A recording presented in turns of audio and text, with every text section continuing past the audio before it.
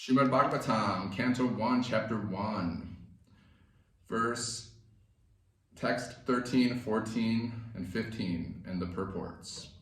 O Sutta Goswami, we are eager to learn about the personality of Godhead and his incarnations. Please explain to us those teachings imparted by previous masters acharyas.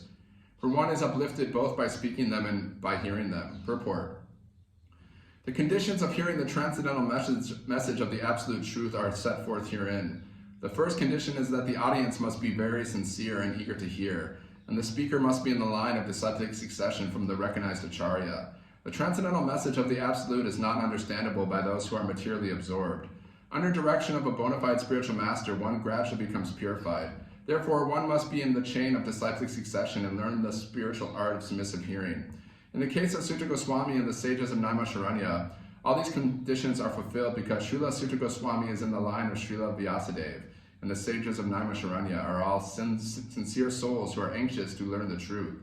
Thus, the transcendental topics of Lord Sri Krishna's superhuman activities, his incarnation, his birth, appearance or disappearance, his forms, his names, and so on, are easily understandable because all requirements are fulfilled.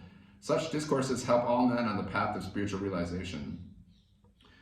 Text 14. Living beings who are entangled in the complicated meshes of birth and death can be freed immediately by even unconsciously chanting the holy name of Krishna, which is feared by fear personified.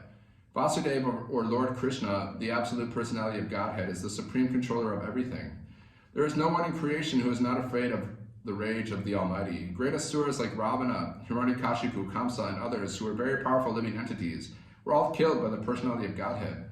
And the Almighty Vasudeva has empowered his name with the powers of his personal self. Everything is related to him, and everything has its identity in him. It is stated herein that the name of Krishna is feared even by fear personified. This indicates that the name of Krishna is not different from Krishna. Therefore, the name of Krishna is as powerful as Lord Krishna himself. There is no difference at all. Anyone, therefore, can take advantage of the holy names of Lord Sri Krishna, even in the midst of greatest dangers. The transcendental name of Krishna, even though uttered unconsciously or by force of circumstances, can help one obtain freedom from the hurdle of birth and death.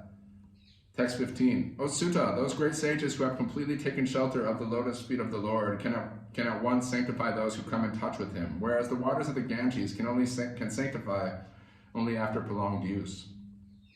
Pure devotees of the Lord are more powerful than the waters of the sacred river Ganges.